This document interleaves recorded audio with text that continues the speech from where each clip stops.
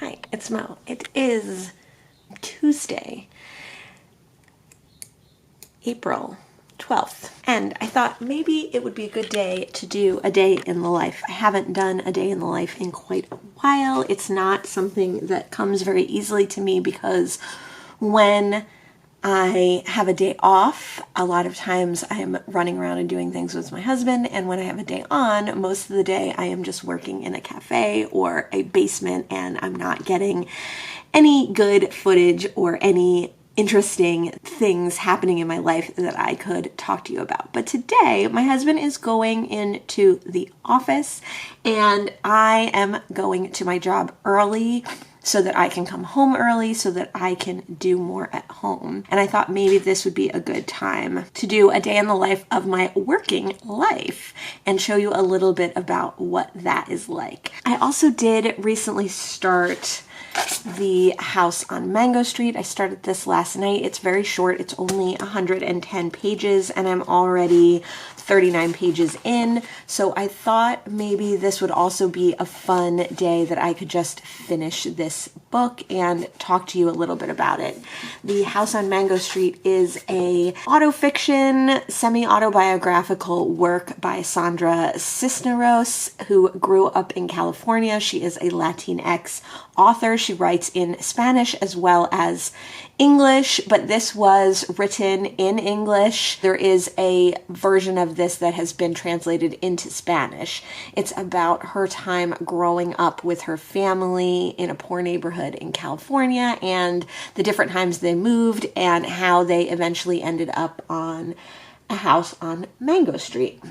I'm reading this for Linguathon. I'm not vlogging Linguathon this year. I did last year, so I'll link that video in the description box below. But because I've been vlogging my booktube spin and my TBR tackle and I do my monthly reading vlog, I don't know if I really need another vlog of Linguathon this year, but I thought it would be nice to do a day in the life and talk a little bit about it. There is a prompt that has to do with reading a book that's short stories or vignettes, and this is kind of a mix between the two. This is a not traditionally short story, but almost a novel told in short stories. More similarly, a novel told in vignettes. So far, it's interesting. It's told in a very young adult style, but partly I think that's the vignettes and the age of the main character, but I think partly also maybe that has to do with writing in English when you're a Spanish speaking person, or I don't know what. I mean, to me it feels very much like it could be a young adult novel and maybe should be read by young adults or even read to younger children than young adults. But so far I'm really enjoying it. It's an interesting kind of slice of life. It seems like it probably takes place in like the 70s or 80s. I'm not a huge fan of like a child narrator, but it does often have language that is beautiful and more sophisticated than what I would call a child narrator's work. I think it's going to be an interesting one. It's kind of a Latinx like modern classic, so I am excited to read it, and I think it fits in well with the Linguathon prompt. I was also reading An African in Greenland, which is one of my New York Review books that I'm reading this month for Rick McDonnell's New York Book Review Readathon. I started that this morning because I didn't want to read Mango Street early this morning. It's a little bit too quick and fast to get through. When I am reading in the morning, I really like to get into something that I can read for like an hour. That's kind of my morning routine. 45 minutes to an hour. And I need something a little more meaty. The House on Mango Street is a little simplistic, so I did start An African in Greenland. I'm only about 30 pages into that, but I'm really, really enjoying that so far. Totally awesome. Nonfiction. Great. I also edited my March wrap-up. I watched it through one last time. It's very long. It's ridiculously long. I appreciate anyone who watches my wrap-ups because they're very long, but I do like to do my wrap-ups as vlog-style wrap-ups. I'm going to get ready to go to work. My husband's going to drive me to work on his way to work, and then I'll work for 3 to 5 hours, depending on how crazy it is there. And I have some filming to do today. I have some cleaning and chores to do today, and I really need to like make something for dinner that uses up stuff in the fridge. because there's quite a few things that we need to use up. I will take you along with me today, and we will have a day in the life.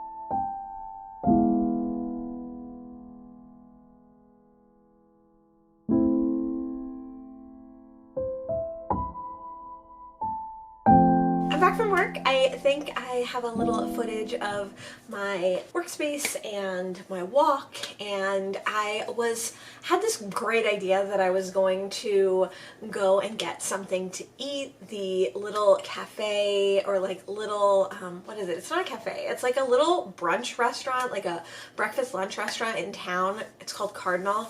They're super expensive, but I never get to go there, and they have this tofu sandwich that I want to try. So I was like, I'm gonna go to Cardinal. And when I went there was like 1 million people there. So I was like, okay, I don't want to go to Cardinal. And then I was like, well, just go to the dive bar and get a grilled cheese sandwich and a beer. And the dive bar was closed. So I was like, okay, well, I'll get a Korean taco, like last resort, but perfectly delicious, something that I love to get. And the Korean taco place was closed. So all these places were closed when they normally aren't. And I was very confused, and I ended up just coming home and eating some pasta. I didn't even take any footage of that because I was starving by the time I got home. But I did some of the chores that I needed to do. I wrote out my list of things that need to get done, all the filming I need to do, all the chores that I need to do today. So I already did 1 load of dishes, and I put in 1 load of laundry, and then I ate some chocolate, and now I'm just really, really tired, and I might take a nap, you know? It's that kind of day. It's not a day off, but it's like a day into the house to myself. Not that I can't take a nap when my husband's here, but you know, sometimes it's just nice to like have the house all to yourself. I had wanted to go to lunch so that I could read my book and sit outside. It's a really beautiful day. It's really warm and nice out. But since I didn't end up going to lunch, I also didn't end up reading my book. I ended up watching some booktube while I was eating instead. But I did want to show you one thing. Hold on. As I was walking home, I did stop at a little free library, and I did pick up a few books from that little free library. I picked up another copy of Steinbeck's In Dubious Battle. So earlier this month, the first book that I found in April was this Steinbeck book, In Dubious Battle, which I have never heard of. I had never heard of before, and I picked up a copy because I had never heard of it. I didn't love the cover, but I love John Steinbeck, and very interesting to see a book that I'd never heard of by him before. And then I found another one, and it is this really cute copy. So eventually I'll probably decide which copy I like better and keep one and return one to a little free library. I also found Amistad Maupin's Michael Tolliver Lives. I recently got almost all of the Tales of the City books from a little free library, but I did not get this one, and this does follow one of the characters from Tales of the City, so I thought I would pick this one up. This is not a great copy. It is like all chewed up. It's like taped on the cover, but I've never read this book, and so I wanted to get it. I've recently found some other Amistad Boppin books as well, so I'm getting quite a collection. And then I found this book, The Velvet Rage, Overcoming the Pain of Growing Up Gay in a Straight Man's World by Alan Downs, PhD. I've never heard of this book. It honestly seems a little maybe too academic or too adversarial for my personal taste, but I'm always interested in a nonfiction, and I haven't read a lot of queer nonfiction, and that's something I would like to get into this year. So I thought I would pick it up. I could give it a try, and if I like it, I'll keep it, and if not, I'll bring it to a Little Free Library. And then lastly, in the Cookman Avenue Little Free Library, I found The Borrowers Afloat by Mary Norton. 2 years ago, I think, the first year that I was on BookTube, I read The Borrowers. I hadn't read that book since I was little, and it was fun to go back and look at a childhood favorite in adulthood and see if it still held up, which it absolutely did. There were some strange elements and problematic elements, but I'm excited to read another one. These also have really beautiful illustrations always, so I was happy to find this one in a Little Free Library. That is my update on the day. I will definitely let you know and bring you with me for the rest of my day. I do want to read more of The House on Mango Street, so if I do end up getting into bed for a little while, I will definitely make sure to read some more of that.